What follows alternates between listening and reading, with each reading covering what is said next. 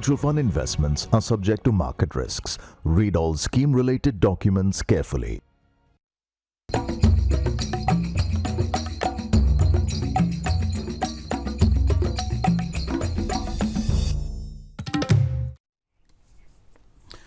नमस्कार, अमर उजाला बोनस में आपका स्वागत है। मैं हूं शुभम शंकधर और आप देख रहे हैं अपना मनपसंद prime time show bonus point. खबरों के विश्लेषण के लिए मुंबई स्टूडियो से हर रोज की तरह द बोनस के एडिटर अंशुमान तिवारी जी जुड़ गए हैं। सर, बहुत स्वागत है आपका। धन्यवाद, आप सबका स्वागत है। और अंशुमान जी से चर्चा शुरू हो उससे पहले देखिए ये ऑन द शो, जहां पता चलेगा आज कौन सी बड़ी खबरों पर दरअसल चर्चा होनी है। पहली खबर चाय से जुड़ी। हर्बल टी को चाय बताने पर होगी कार्रवाई। जी हां, एफएसएसएआई का निर्देश आया है। दूसरी खबर, पैसेंजर व्हीकल्स की जो बिक्री है वो रिकॉर्ड हुई है। लग्जरी कारें कम बिकी हैं, क्या वजह है ये जानेंगे। अब तक ये कहानी उल्टी थी, लग्जरी कारें खूब बिक रही थी, पैसेंजर व्हीकल्स की बिक्री नहीं हो रही थी। चिंता वहां थी, के शेप रिकवरी और तमाम तरीके की बातें चल रही थी, लेकिन ये ट्रेंड बदला है। क्या मतलब है इसका, ये जानेंगे। सेबी की चेतावनी के बाद भी डिजिटल गोल्ड की धूम। इस साल 50% ग्रोथ। सेबी ने कहा हमारे परव्यू में नहीं आता। लोगों ने कहा कोई बात नहीं, सोना तो हम तब भी खरीदेंगे। डिजिटल प्लेटफॉर्म से जबरदस्त सोना खरीदा गया। दोबारा प्रमोटर के हाथ में नहीं जाएगी बैंकरप्ट कंपनियां, सरकार ने कानून बदला। बड़ी इंपॉर्टेंट खबर है। क्या कानून बदला, इसका क्या असर होगा, ये कानून बदला क्यों गया, ये सब कुछ हम समझेंगे। क्रिसमस के दिन डिलीवरी वर्कर्स की हड़ताल। 31 दिसंबर को हड़ताल पर फिर जाने की धमकी। जी हां, सोशल बेनिफिट के लिए ये तमाम गिग वर्कर अब आंदोलन कर रहे हैं। 25 दिसंबर, 31 दिसंबर ये दिन भी इसलिए चुने गए हैं क्योंकि चोट थोड़ी, चुभन थोड़ी ज्यादा हो। क्या कुछ पूरा मामला है, ये जानेंगे और फिर बात करेंगे चांदी की। थम नहीं रही कीमतों में तेजी। $75 के पार हुआ भाव। यकीन मानिए, आप अगर 8-9 महीने 10 महीने पहले किसी से कहते ना कि $50 चांदी हो जाएगी, तो वो कहते ना दौड़ा लेता कि अरे इतनी चांदी कैसे। मतलब एक बहुत लंबा समय था जब चांदी एक दायरे में रही है, लेकिन अब उसके बाद तो 50 क्या, 60 क्या, 70 क्या, हर स्तर बस इतिहास होता जा रहा है। और चांदी की कीमतें लगातार नई ऊंचाई, नए रिकॉर्ड, नए शिखर बनाती जा रही है। क्या है इसके पीछे, क्यों सारे प्रीशियस मेटल चल रहे हैं, दौड़ रहे हैं, भाग रहे हैं, इसको समझेंगे एक बार फिर से अंशुमान जी से। लेकिन शुरुआत चाय की खबर के साथ। फूड रेगुलेटर एफएसएसएआई ने हर्बल टी या फ्लावर टी जैसे प्रोडक्ट की ब्रांडिंग में टी यानी चाय शब्द के इस्तेमाल को मना किया है। एफएसएसएआई का कहना है कि इस तरह की ब्रांडिंग से उपभोक्ता भ्रमित होते हैं। यह फूड सेफ्टी एक्ट के तहत मिस ब्रांडिंग के दायरे में आता है। एफएसएसएआई ने यह बताया कि चाय के पौधे से निकले प्रोडक्ट में ही चाय या टी शब्द का इस्तेमाल हो सकता है। सर, क्यों किया जा रहा है ऐसा? भारतीय बाजार में चाय के नाम पर बहुत सारे प्रोडक्ट हैं और ये भारत के चाय उद्योग की तरफ से भी मांग की गई थी कि जो चाय के नाम पर तमाम उत्पाद हैं उनकी ब्रांडिंग ठीक की जाए। तो एफएसएसएआई ने एक नया आदेश जारी किया है जिसमें निर्धारित किया गया है कि जो चाय से बनने वाले या चाय के इस्तेमाल से बनने वाले पेय हैं, यानी अगर आप तक बॉटनी की भाषा में कहें तो कैमेलिया सेनेसिस से जो बने हुए प्रोडक्ट हैं, जिनमें black T, green tea, Kangra T और इंस्टेंट टी जैसे प्रोडक्ट हैं, इन्हीं को चाय कहा जाएगा और इन्हीं को टी के नाम पर बेचा जाएगा। हर्बल टी के नाम पर कैमोमाइल टी, रोज टी और तुलसी टी, मिक्स्ड फ्लावर टी, इस तरीके के ब्रांड्स का इस्तेमाल अब बंद कर दिया जाएगा क्योंकि इनमें चाय का तत्व शामिल नहीं होता है। इससे चाय को, टी को जो एक स्पेसिफिक आइडेंटिटी मिली हुई है, जो उसकी एक भौगोलिक और पहचान है, उसे बचाने की कोशिश की गई है। तो ये नए ब्रांडिंग के नियम लागू होंगे और आप लोग जो लोग बाजार से चीज़ें खरीदते हैं उनको भी ये ध्यान रखने की ज़रूरत है कि चाय के नाम पर आपको चाय नहीं बल्कि कुछ और दूसरा उत्पाद दिया जा रहा है। बोनस पॉइंट की एक खबर पर मोहर लगी, एक विश्लेषण पर मोहर लगी, आपको यह पता चलेगा अगली खबर सुनकर। चीन से फार्मा डंपिंग की आशंका को देखते हुए सरकार ने कुछ प्रमुख फार्मा इनपुट्स पर न्यूनतम आयात मुल्क यानी एमआईपी की शर्त लागू कर दी है। आपको याद होगा जब एपीआई वाली खबर आई थी तो इस एमआईपी का अंशुमान जी ने जिक्र किया था। इन फार्मा इनपुट्स में पेनिसिलिन भी शामिल है, जो कई प्रमुख एंटीबायोटिक को बनाने के लिए प्रमुख रॉ मटेरियल के तौर पर इस्तेमाल होती है।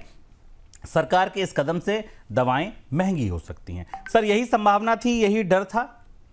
देखिए, यही जिस बात पर हमने चर्चा की थी कि सरकार भले ही चीन से कच्चा माल सस्ता हो रहा हो, पर सरकार उसे बाजार में सस्ता नहीं आने देगी। दवा उद्योग की ये मांग थी कि उस सस्ते कच्चे माल को आने से रोका जाए और MIP या मिनिमम इंपोर्ट प्राइस लगा दिया जाए, जिससे कि वो सस्ते प्रोडक्ट ना आए। और ऐसा हुआ है। अभी जो कल एक बड़ा नोटिफिकेशन DGFT ने जारी किया है, उसमें कुछ महत्वपूर्ण दवाएं हैं जिनको MIP फ्रेमवर्क के अंदर लाया गया, जिसमें कई क्रिटिकल एंटीबायोटिक्स हैं जिनके नाम में आपको बताएंगे। कुछ फार्मा रॉ मटेरियल्स हैं, खासतौर पर वो दवाएं हैं जिन दवाओं में पेनिसिलिन G और 6 APA का और एमॉक्सिसिलिन, इसके साथ जो एमॉक्सिसिलिन के बाकी डेरिवेटिव्स हैं जिनमें कि सल्फाडाइजाइन और क्लावेनेट है, ये जो पूरी चेन है, इस पूरी चेन के कच्चे माल को भारत में आयात करने पर अब MIP लगा दिया गया है, बढ़ा दिया गया है, मिनिमम इंपोर्ट प्राइस लगा दिया गया है। इसका नतीजा ये होगा कि पेनिसिलिन, जो कि पेनिसिलिन G कई सारी दवाओं का हिस्सा है, अलग अलग तरीके के फॉर्मुलेशन का हिस्सा है, और पूरा जो एमॉक्सिसिलिन की चेन है दवाओं की, जो कई तरीके के एंटीबायोटिक्स बीमारियों में इस्तेमाल किए जाते हैं चेस्ट के और बाकी चीज़ों में, इन सब की कीमतों में बढ़ोतरी होगी। यानी सरकार ने अपनी तरफ से शुभ बिल्कुल संकेत दे दिया है कि चीन के सस्ते कच्चे माल को भारत स्वीकार नहीं करेगा, क्योंकि भारत में दवा उद्योग का इस पर असर पड़ता है। तो ये दुविधा जो उस दिन हमने कहा था कि सरकार के सामने ये दुविधा है कि वो दवा सस्ती रखे या महंगी रखे, तो दवाएं सस्ती नहीं होंगी, हालांकि कच्चा माल सस्ता आ रहा है। GST कलेक्शन की ग्रोथ के मामले में कई छोटे राज्य अब बड़े राज्यों को टक्कर दे रहे हैं। जी हां, उड़ीसा और तेलंगाना के जैसे राज्यों में टैक्स कलेक्शन की जो ग्रोथ है वो महाराष्ट्र और कर्नाटक और गुजरात जैसे राज्यों से ज़्यादा है। ये बात आपको चौंकाने वाली लग सकती है। उड़ीसा में तो 17-18 से 24-25 के दौरान औसत सालाना ग्रोथ 22% की है। जी हाँ, 22% के औसत ग्रोथ से रेवेन्यू का जो टैक्स का रेवेन्यू है वो बढ़ रहा है। सर, ऐसा क्यों हुआ? ये बेहद दिलचस्प आंकड़ा है और GST का जो राज्यवार संतुलन है वो बदल रहा है, और उड़ीसा इसमें एक सरप्राइज स्टोरी बनकर निकला है जो जानना जरूरी है। आमतौर पर हम मानते हैं कि GST का कलेक्शन गुजरात, महाराष्ट्र जैसे राज्यों में बढ़ता है जहां पर बड़ी आबादी है और उत्पादन है, या फिर दिल्ली जैसे राज्यों में जहां बड़ी खपत है और नगरीय राज्यों में। लेकिन उड़ीसा के जो आंकड़े आए उनमें पता चला कि 2018 से लेकर 2025 के बीच में राज्य का जो GST कलेक्शन था वो 14,849 करोड़ रुपए से बढ़कर 60,928 करोड़ रुपए पर पहुंच गया।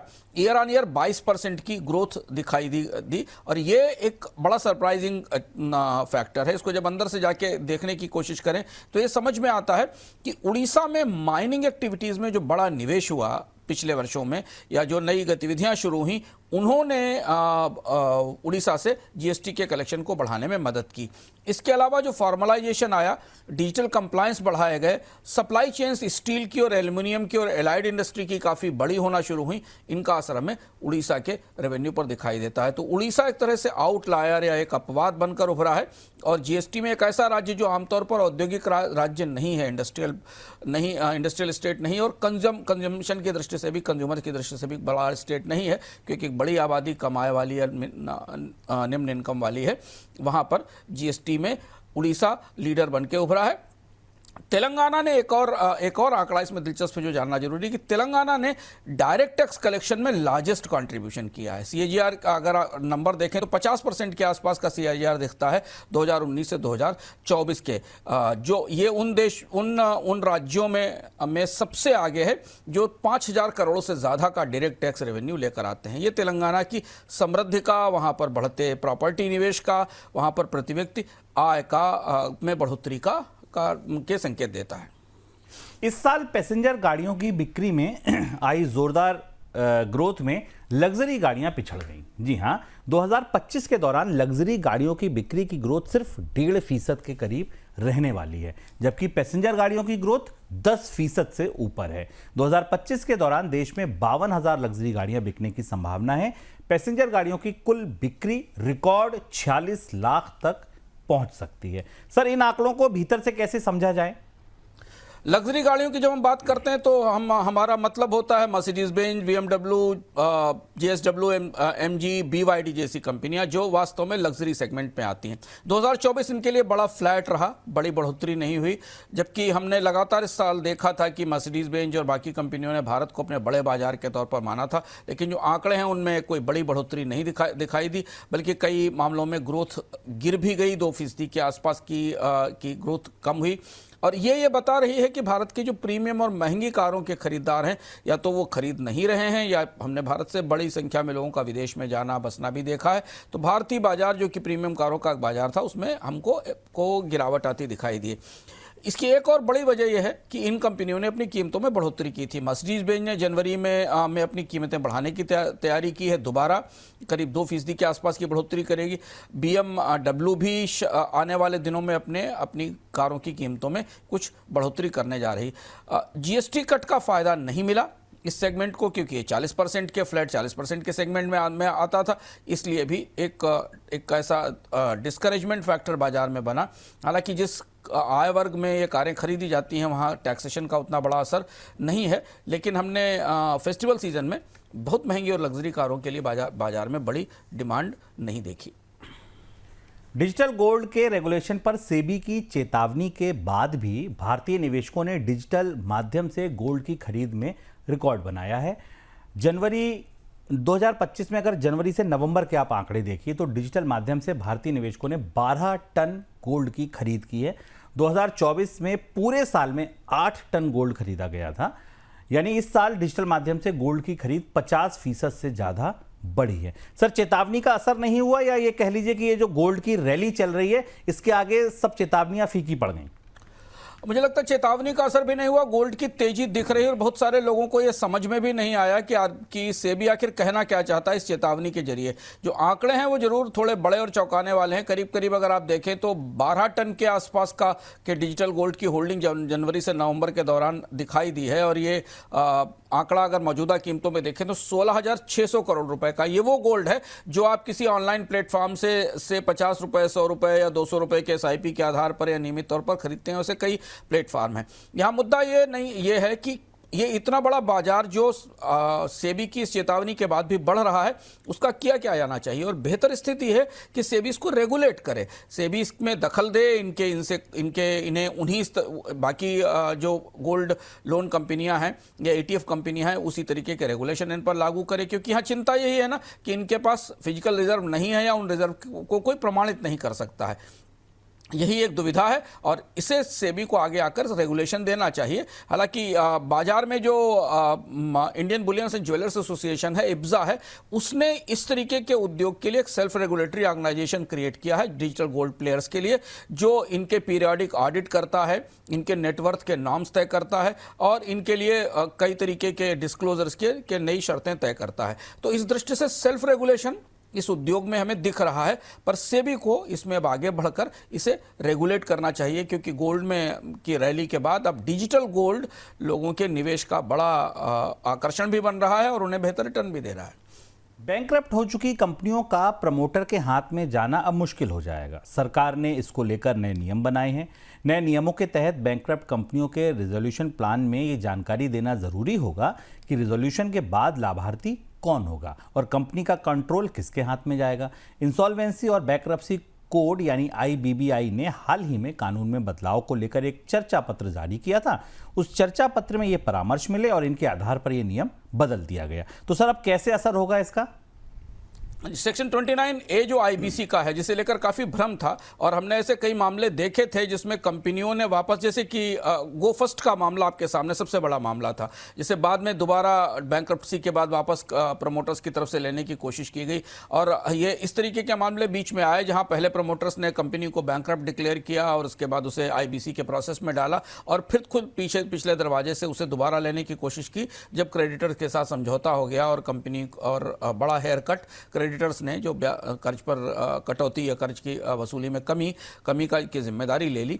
अब ये नई जो व्यवस्था आई है CIRP के तहत सेक्शन 29A को अब बैकडोर स्कीम दरवाजे के बैकडोर के तरह इस्तेमाल नहीं किया जा सकेगा। ऐसी कोई स्कीमें नहीं मंजूर की जाएंगी जिसमें डिफॉल्ट हो चुका प्रमोटर दोबारा अपनी कंपनी को ले सके। और एक बार जो सेक्शन 29A में इंसॉल्वेंसी में डिफॉल्ट घोषित हो गया है, उसे अब दोबारा उस कंपनी को वापस लेने की छूट नहीं मिलेगी। इससे बाजार में और IBC में एक बड़ी ट्रांसपेरेंसी आएगी और लिक्विडेशन की प्रक्रिया में जो बाकी लोग हैं जिन्हें वास्तव में इस इन बीमार या इन डिफॉल्ट कंपनियों को खरीदने की सही पात्रता है, वो आगे आकर से ले सकेंगे। फूड डिलीवरी, क्विक कॉमर्स और ई-कॉमर्स प्लेटफॉर्म के साथ जुड़े डिलीवरी वर्कर्स ने गुरुवार को हड़ताल की है और फिर से 31 दिसंबर को हड़ताल की योजना बना रहे हैं। ये वर्कर्स जॉब सिक्योरिटी के साथ ज़्यादा वेतन और सोशल सिक्योरिटी बेनिफिट्स की मांग कर रहे हैं। गुरुवार को देश भर में करीब 40,000 गिग वर्कर्स हड़ताल पर थे। सर, क्या मांगे हैं और हड़ताल का क्या असर होगा? हाँ, पहली बार गिग वर्कर्स का संगठन सक्रिय होता दिख रहा है। भारत में बड़ा हिस्सा है, अभी तक तो इनके संगठन की स्थिति नहीं थी। तेलंगाना से बात शुरू हुई है। Telangana gig platform workers association TGPW है और इसके बाद एक Indian federation of app based transport workers है। ये दो फेडरेशन है, इन्होंने मिलकर गिग वर्कर्स को एकजुट करते हुए इस हड़ताल का आह्वान किया। एक फ्लैश स्ट्राइक इन्होंने कल 25 दिसंबर को की भी थी ताकि इसका असर दिखाई भी पड़ा मुंबई और दिल्ली जैसे शहरों में जो कोई कॉमर्स की डिलीवरीज थी। मुद्दे वही हैं, हम लगातार इस पर चर्चा करते रहे हैं कि कंपनियां अपने कमीशंस बढ़ा रही हैं, प्लेटफॉर्म फीस बढ़ा रही हैं, उसका बड़ा हिस्सा ग्राहकों से वसूला जा रहा है। लेकिन जो गिग वर्कर्स हैं, जो ये डिलीवरी करते हैं, उनके कमीशन में या उनकी सुविधाओं में बड़ी बढ़ोतरी बिल्कुल नहीं हो रही है। और अब कंपनियां चूंकि दबाव में, हम आपको बार बार बताते जा रहे हैं कि क्यों कॉमर्स कंपनियों के लिए अब बैलेंस शीट को संभालना थोड़ा कठिन होता जा रहा है। ऐसी स्थिति में सबसे ज़्यादा नुकसान गिग वर्कर्स का ही होता है। उनके वेतन में, उनको मिलने वाले कमीशन में और ज़्यादा कमी होती है। मांगे वही हैं कि रेगुलेशन किया जाए, सोशल सिक्योरिटी दी जाए। भारत के नियामक अलग अलग तरह से इसकी बात भी करते रहे हैं। नीति आयोग ने इससे पहले ये कहा था कि वर्कर्स के लिए कुछ एक व्यवस्था लाई जानी चाहिए। नया जो लेबर कोड आया है उसमें भी थोड़े प्रावधान किए गए हैं। लेकिन 31 दिसंबर को ये स्ट्राइक का असर, अगर ये स्ट्राइक होती है या प्लेटफॉर्म्स के साथ बातचीत से अगर ये नहीं रुकती है, तो हमें साल के अंत में जो डिलीवरीज हैं उनमें देरी होती दिखाई देगी। और पहली बार गिग इकोनॉमी में हमें एक संगठित रूप से एक लेबर मूवमेंट बनता दिख रहा है। देश भर में जल्द ही 4 नई एयरलाइंस की शुरुआत हो सकती है। पिछले हफ्ते ही सरकार ने 2 नई एयरलाइंस को ऑपरेशन शुरू करने के लिए नो ऑब्जेक्शन सर्टिफिकेट दिया है। ये सर्टिफिकेट अल हिंद एयर और फ्लाई एक्सप्रेस को मिला है। इससे पहले पिछले साल एयर केरला और शंख एयर को भी सरकार से NOC मिल चुकी है। इन चारों एयरलाइंस को एयर ऑपरेटर सर्टिफिकेट मिलने के बाद ही अपना ऑपरेशन शुरू कर सकेंगी। सर, नई एयरलाइंस कौन सी हैं और उनकी क्षमता क्या होगी? हाँ, पहले में समझ लेते हैं, क्योंकि ये बात इंडिगो की मोनोपोली की रोशनी में आई और उसके बाद भारत के एविएशन मंत्री ने कहा कि भारत में 4-5 एयरलाइंस होनी चाहिए। तो जिन्हें लाइसेंस दिए गए हैं और उनकी परिस्थिति क्या है। शंख एयर ने अपने आप को फुल सर्विस एयरलाइंस के रूप में पोजीशन किया है। उत्तर प्रदेश में जेवर से ये एयरलाइंस ऑपरेट करेगी। बेहद छोटी एयरलाइंस है। अगले 3 साल में ये करीब 20 से 25 एयरक्राफ्ट लाने की तैयारी कर रही है। कौन से एयरक्राफ्ट होंगे उनका मैं कभी क्लियर नहीं, उनकी कैपेसिटी क्या होगी पता नहीं है। लेकिन ये एक एयरलाइंस रजिस्टर हुई है और जेवर एयरपोर्ट के साथ से इसकी शायद उत्तर प्रदेश के भीतर रीजनल लेवल पर कुछ सेवाएं शुरू होंगी। 1-2 सेवाएं लखनऊ से चल भी रही। दूसरी एक अल हिंद है, इसने NOC का स्टेज क्लियर कर लिया है। ये दक्षिण भारत के जो शहर हैं उनके बीच में छोटी कनेक्टिविटी पर काम करेगी।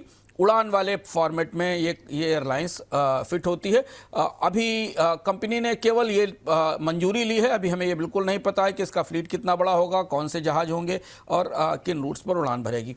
फ्लाई एक्सप्रेस एक और कंपनी है जिसे NOC दिया गया है। ये लो कॉस्ट रीजनल एयरलाइंस है, वैसे ही क्षेत्रीय स्तर पर चलेगी। रूट वगैरह का पता नहीं है, अभी सार्वजनिक रूप से कोई जानकारी नहीं मिली, केवल NOC दी गई है।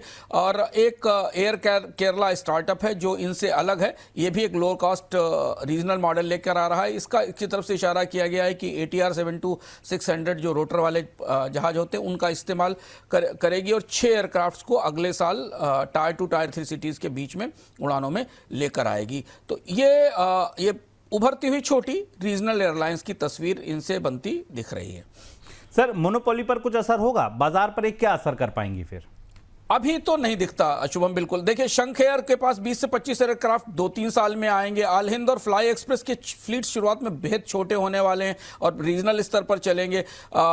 जो और 2-3 एयरलाइंस हैं उनके तो कार्यक्रम हमें पता नहीं है। जो स्थिति इस समय बाजार में मोनोपोली की है वो काफ़ी बड़ी है। इंडिगो करीब करीब 65% हिस्सा होल्ड करती है डोमेस्टिक मार्केट का, घरेलू एविएशन बाजार का, और इसमें भी कई ऐसे रूट्स हैं जहां उसकी ऑलमोस्ट मोनोपोली 100% मोनोपोली है, 80% 90% है। एयर इंडिया जो कि सबसे बड़ा ग्रुप है उसके पास 27% हिस्सेदारी है। और इन दोनों के पास जो फ्लीट का आकार है वो बहुत बड़ा है। इंडिगो और एयर इंडिया को मिलाकर खासतौर से इंडिगो का फ्लीट का आकार बहुत बड़ा है। इन छोटी एयरलाइंसेस को प्रतीकात्मक शुरुआत आप कह सकते हैं, और ऐसी प्रतीकात्मक शुरुआतें भारत के एविएशन इतिहास में होती रहीं। जब से भारत में ओपन स्काई पॉलिसी आई थी, कई छोटी एयरलाइंस रीजनल लेवल पर आई, चली, बंद हो गई। इसका एक लंबा इतिहास रहा है। अभी फिलहाल ये इंडिगो की मोनोपोली पर कोई बड़ा असर डाल पाएंगी अगले 1-1.5 साल में कहना मुश्किल है, क्योंकि जिस स्केल पर इंडिगो ऑपरेट करती है उस स्केल पर जब तक कोई बड़ी एयरलाइंस काम करना नहीं शुरू करेगी तब तक बहुत ज़्यादा असर फेयर पर, मोनोपोलीज पर, फ्लाइट्स पर नहीं पड़ेगा। और एविएशन बाजार की एक अपनी पेचीदगी ये है कि एयरलाइंस जब बहुत बड़ी हो जाती हैं और उनका आकार बहुत बड़ा हो जाता है तो उन्हें बाजार में चुनौती देने के लिए बड़ी एयरलाइंस को ही सामने आना पड़ता है। और ऐसा अभी भारतीय बाजार में किसी बड़ी अंतर्राष्ट्रीय एयरलाइंस का निवेश होता नहीं दिख रहा है।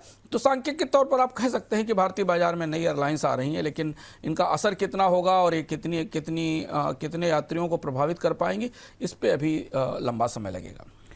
कंपनियों के लिए आईपीओ का रास्ता फंड जुटाने से ज्यादा प्रमोटर्स और पुराने निवेशकों को फायदा पहुंचाने का जरिया हो गया है। 2025 में कंपनियों ने आईपीओ से जितना फंड जुटाया उसमें अधिकतर पैसा कंपनी की ग्रोथ में लगने के बजाय पुराने निवेशकों के हाथ में गया है, क्योंकि पुराने निवेशकों ने ऑफर फॉर सेल के जरिए उस पैसे से कमाई की है। सर, क्या बता रहा है ताजा डेटा?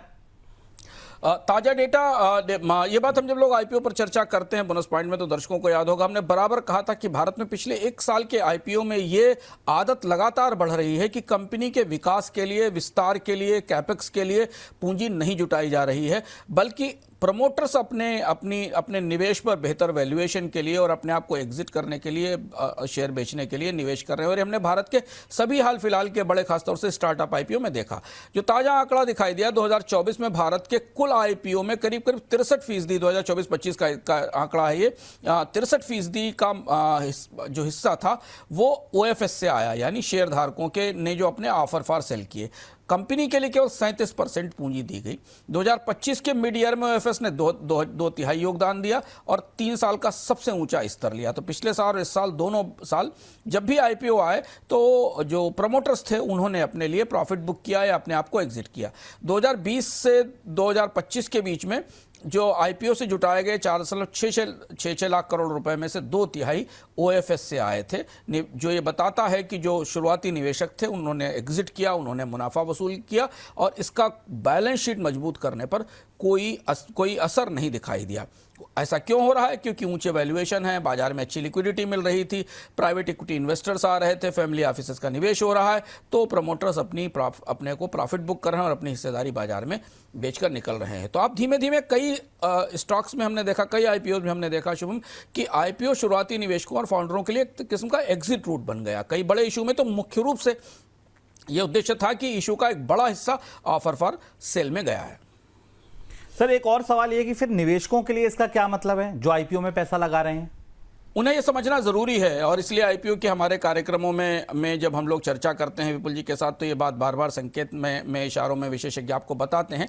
जब भी आप आईपीओ में निवेश करते हैं तो आप ये ध्यान रखें कि जब भी कोई offer for cell loaded IPO आता है, अगर आप एक अनुपात, एक रेशियो देखा जाता है offer for sale to fresh issue ratio, इसे करीब से देखें जब आईपीओ में निवेश करें, क्योंकि जब कंपनी के प्रमोटर्स ज़्यादा बड़ा ओएफएस लेकर आते हैं तो ये पैसा उन शेयरधारकों को जाता है जो हिस्सा बेचते हैं। इसका फायदा कंपनी का कैपेक्स बढ़ाने में, आर&डी में, नए निवेश में या कर्ज को कम करने में इसका इस्तेमाल नहीं होता। तो सबसे तुरंत टेस्ट ये है आपके लिए कि आप OFS to fresh issue ratio देखें। भारी ओएफएस पर सवाल उठाइए कि इनसाइडर इस वक्त क्यों निकल रहे हैं जब कंपनी को बाजार में लाया गया है। हालांकि ओएफएस लीड आईपीओ का फ्लोट ठीक करते हैं, सेकेंडरी मार्केट की लिक्विडिटी बेहतर करते हैं, लेकिन कंपनी के फंडामेंटल्स पर इसका असर बेहद कम होता है। चांदी की कीमतों ने पिछले सारे रिकॉर्ड तोड़ दिए। शुक्रवार को विदेशी बाजार में भाव $75 प्रति औंस के ऊपर पहुंच गया। कॉमेक्स पर मार्च वायदा के लिए कीमतों ने $75.49 का ऊपरी स्तर छुआ। घरेलू बाजार में चांदी का भाव नई ऊंचाई पर है। एमसीएक्स पर मार्च वायदे के भाव 2,33,000 रुपए प्रति किलो के ऊपर हैं। सर, क्या ताजा हाल है और कारण क्या है इस तेजी के? चांदी में तेजी की लहर रह कर आ रही है और नीचे स्तर से आ रही। ऐसा रुख हम आमतौर पर जो प्रेशियस मेटल्स हैं उनमें नहीं देखते हैं। फंडामेंटल्स बदलते हैं और करेक्शंस आते हैं, पर चांदी एक बिल्कुल विशिष्ट तरीके का, आप इसे कह सकते हैं कि किस्म का हाई बीटा स्टॉक जैसा परफॉर्मेंस कर रही है। अगर आप चांदी का चार्ट खोल कर देखें स्क्रीन पर तो आपको ऐसी तस्वीर दिखाई देगी। स्पॉट गो सिल्वर $75-75 के आसपास है, 75.1 को छू लिया। 150% का रिटर्न चांदी ने दिया। अनप्रेसिडेंटेड, कोई स्टॉक मार्केट, कोई बॉन्ड इसे बीट ही नहीं कर सकता। मुझे लगता है कि हाल फिलहाल के दशकों में ताजा इतिहास में कभी इस तरीके के रिटर्न नहीं देखे गए। गोल्ड भी रिकॉर्ड हाई पर है और दोनों और प्रेशियस मेटल प्लेटिनम और पैलेडियम भी ऊपर हैं। सिल्वर के दाम शुभम ने आपको बताया कि इसमें 2.3 लाख किलो से ऊपर का फ्यूचर दिखाई दे रहा है। 2-3 नए फैक्टर आए चांदी की तेजी को सपोर्ट करने वाले। कुछ पुराने थे, कुछ नए फैक्टर ये कि 2026 में अमेरिका में ब्याज दरों में और ज्यादा कमी होगी, इसके संकेत आए। इसका असर गोल्ड को भी फायदा मिला और गोल्ड के साथ सपोर्ट मेटल के तौर पर चांदी को भी इसका फायदा मिला। जैसे जैसे रियल यील्ड 10 साल के और लॉन्ग टर्म के बॉन्ड पर नीचे गई, सभी कीमती धातुओं को बाजार में समर्थन मिल रहा है। दूसरा है कि वेनेजुएला के ऑयल पर कार्रवाई और शैडो फ्लीट्स पर कार्रवाई के बाद एक बार फिर जियोपॉलिटिकल चैलेंज बन रहा है, जो परोक्ष रूप से सोने को प्रमुख रूप से और चांदी को इसके साथ मदद कर रहा है। तीसरी बात यह कि चांदी की डिमांड लगातार कम है। 58% से 60% चांदी इंडस्ट्रियल डिमांड में है। सोलर पीवी, इलेक्ट्रॉनिक्स में पीवी अकेला केवल कंजम्पशन 20 से 30% के पास पहुंचा। चूंकि कीमतें लगातार बढ़ने का रुख बना हुआ है तो लोग तो बड़े प्रोड्यूसर्स ईवी के और पीवी के वो चांदी स्टोर करके खरीदने की कोशिश कर रहे हैं और इसलिए चांदी की डिमांड तेजी से बढ़ी है। चाइना की तरफ से चांदी को लेकर एक इशारा किया गया है कि वो चांदी बेचने में अब हाथ सीमित करेगा, जो हमने आपको बताया था उसका असर दिखाई दिया। और 150 मिलियन ऑन्स के आसपास का जो ग्लोबल सिल्वर घाटा है, 7वां साल है, सीधा साल है जहां डिमांड सप्लाई से ज़्यादा है और माइंस का आउटपुट सीमित है। और इसलिए ये जो 7 साल की शॉर्टेज थी वो आज उभर कर इस लेवल पर सामने आ गई है कि अब $75 की कीमत भी चांदी के लिए कम लग रही है। अगर आप पलट कर पीछे इस डिमांड को देखें और बाजार में सप्लाई के डेफिसिट को या उसके सप्लाई की कमी को समझने की कोशिश करें तो $75 की कीमत बाजार को कम लग रही है। सर, चांदी के अलावा भी जितने भी प्रीशियस मेटल हैं वो सारे के सारे ऊपर क्यों जा रहे हैं? और बड़ा दिलचस्प रैली है, ऐसी रैली है बाजारों में कभी नहीं देखी गई कि आपको प्लेटिनम, पैलेडियम, सिल्वर, गोल्ड सब दिख रहे हो। गोल्ड मॉनेटरी हेज की वजह से उछला है, जो हम लगातार बता रहे हैं। ब्याज दरों में कमी, डॉलर की कमजोरी, विदेशी मुद्रा भंडारों में गोल्ड का शामिल होना, ये गोल्ड की बढ़ोतरी की प्रमुख वजह है। सिल्वर में लेवरेज्ड गोल्ड की प्लस ग्रोथ है। सिल्वर थोड़ा स्पेकुलेटिव भी है और थोड़ी लेवरेज ग्रोथ है। इसके अलावा इंडस्ट्रियल मांग जो है वो काफ़ी बड़ी है, गोल्ड की उतनी इंडस्ट्रियल मांग नहीं है। प्लेटिनम और पैलेडियम को ऑटो कैटलिस्ट के डिमांड से ज़्यादा फायदा मिला है। प्लेटिनम में और पैलेडियम में थोड़ा एक विपरीत स्वभाव भी दिखाई दे रहा है। प्लेटिनम में की प्रमुख सप्लाई साउथ अफ्रीका से आती है, जिसकी माइन में कमी दिखाई दे रही है और ऑटो कैटलिस्ट में एक बड़ा हिस्सा प्लेटिनम के लिए जाता है।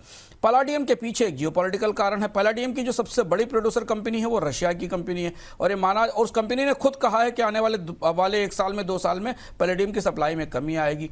तो दुनिया के निवेशक ये मान रहे हैं कि पैलेडियम को लेकर रूस पर भरोसा मुश्किल है और अगर पैलेडियम की डिमांड और उतना पैलेडियम नहीं आया तो प्लेटिनम की तरफ और ज़्यादा जाना पड़ेगा। तो इसलिए आप प्लेटिनम और पैलेडियम की कीमतों में बड़ा फर्क देखते हैं।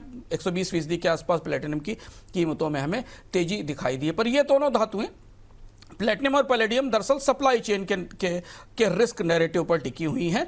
उनके फंडामेंटल्स सोने और चांदी जितने मजबूत नहीं हैं। सोने और चांदी के अपने इंडिपेंडेंट फंडामेंटल्स हैं, एक का मॉनेटरी फंडामेंटल है और एक का इंडस्ट्रियल डिमांड और शॉर्टेज फंडामेंटल है। तो इन दोनों फंडामेंटल्स के कारण सोने चांदी की तेजी ज़्यादा मजबूत दिखती है। प्लेटिनम और पैलेडियम में आने वाले दिनों में हमें थोड़ा उतार चढ़ाव दिख सकता है। सर, निवेशकों के लिए क्या सलाह रहेगी, क्या निवेशकों को करना चाहिए इस माहौल में? अब आंकड़े जो मिल रहे हैं और जो ग्लोबल एक्सपर्ट्स हमें के रिपोर्ट्स आ रही जो मिल रहे हैं, अगर बेस केस देखें आप अगले 6 से 12 महीनों का, 18 महीनों का, तो सिल्वर बुल मार्केट में रहेगा जब तक कि पीवी और ईबी का बिल्ड आउट खत्म नहीं हो जाता। और ये 150 मिलियन ऑunce का घाटा, इस पर निगाह रखिए अगर आप निवेशक हैं। ये कहीं से अगर आपूर्ति बढ़ती है, स्क्रैप आता है तो बढ़ोतरी दिखाई देगी। जो कई सारे प्राइस बैंड के आकलन मिल रहे हैं, वो चांदी के $60-65 को नया नॉर्मल बैंड बता रहे हैं। देखिए शुभ हम भी कह रहे थे $50 से ऊपर जाएगी, बाजार 60-65 को न्यू नॉर्मल मान रहा है, 70 को प्राइस डिस्कवरी मान रहा है। और अगर रेट कट जारी रहा तो गोल्ड मजबूत होता रहेगा और रेट कट होने की संभावना फिर से दिखाई दे रही है। लेकिन हाँ, अगर बॉन्ड पर और बॉन्ड पे अगर रियल ईल्ड कम होगी तो और ज़्यादा गोल्ड में तेजी दिखाई देगी। जोखिम यह है कि अगर फेड ब्याज दरों में कोई बड़ा सरप्राइज दे देता है, कटौती रोक देता है, या ये संकेत देता है आने वाले दिनों में कि ब्याज दरें बढ़ेंगी, तो और बॉन्ड यील्ड बढ़ने लगती है, तो फिर हम सोने और चांदी में एक बड़ा करेक्शन देखेंगे। अगर गोल्ड गिरा तो चांदी पर असर होगा, लेकिन हमें ये देखना होगा पहली बार शुभम करीब से कि अगर गोल्ड गिरता है तो क्या चांदी भी उतनी ही गिरेगी इस बार की? नहीं, क्योंकि चांदी की इंडस्ट्रियल डिमांड उसे इंडिपेंडेंटली, स्वतंत्र रूप से काफ़ी महत्वपूर्ण बुल बेस दे रही है, तेज बढ़ोतरी का बेस दे रही है। जापान की कैबिनेट ने जापान के इतिहास के सबसे बड़े बजट को मंजूरी दी है। करीब $785 अरब का ये बजट अप्रैल से लागू होगा। बजट में डिफेंस स्पेंडिंग बढ़ाने पर जोर दिया गया है। इतने बड़े बजट से जापान पर कर्ज और बढ़ने की संभावना है। पहले ही जापान के ऊपर उसकी जीडीपी की तुलना में करीब 250% कर्ज है। जापान के बजट पर इस बार पूरी दुनिया की निगाहें हैं, क्योंकि अभी हाल में ब्याज दर में बढ़ोतरी हुई और हमने उसके बाद दुनिया के बाजारों में उथल पुथल की शुरुआत देखी है।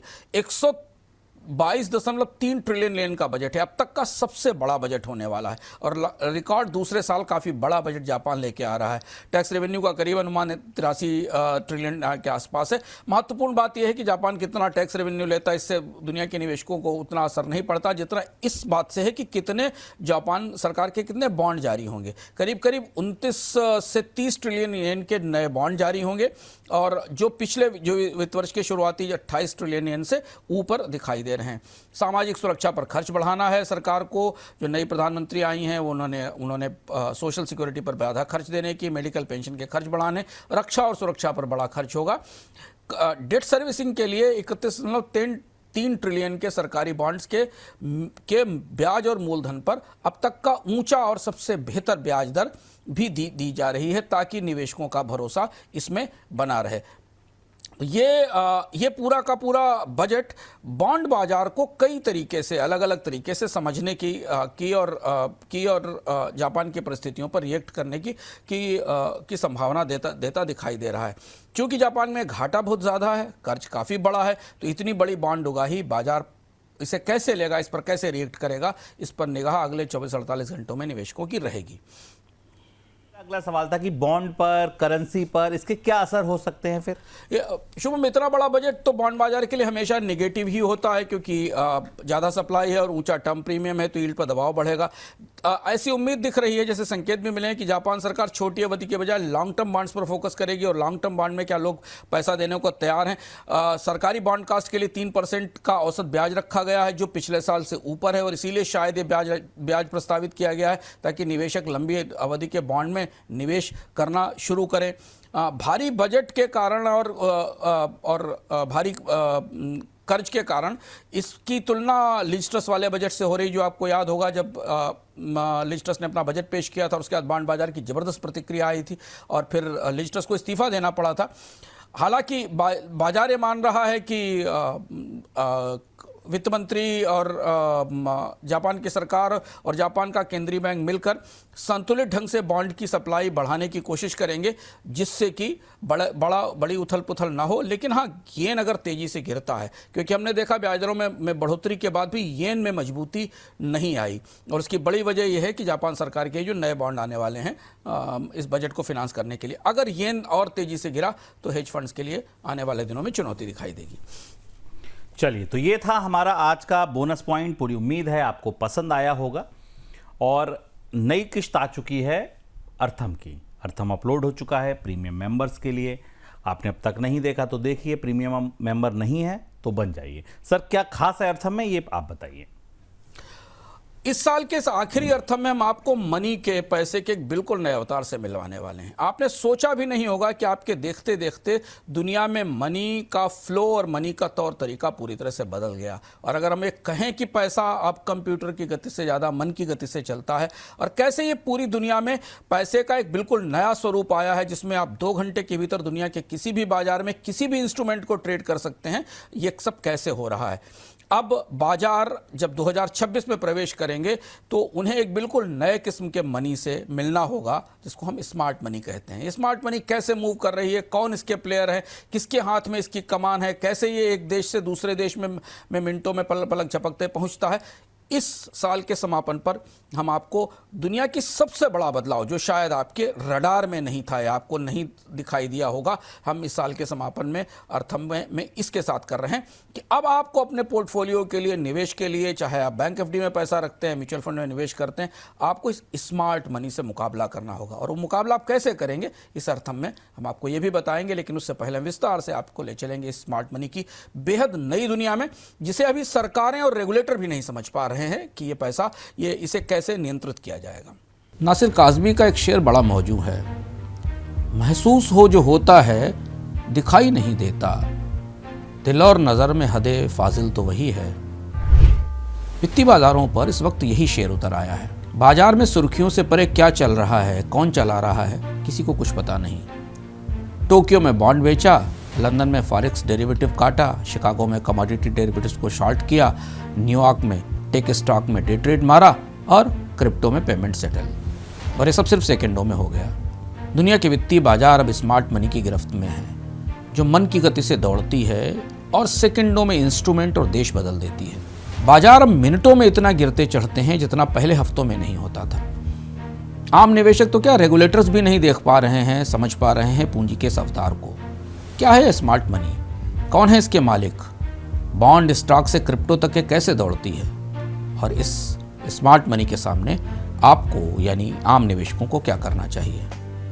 इस बार के अर्थम में स्मार्ट मनी की दुनिया का एक सफर। चलिए तो फिर अब देखिए आप ये अर्थम, और हमको दीजिए इजाजत। नए बोनस पॉइंट के साथ सोमवार को फिर आएंगे। नमस्कार।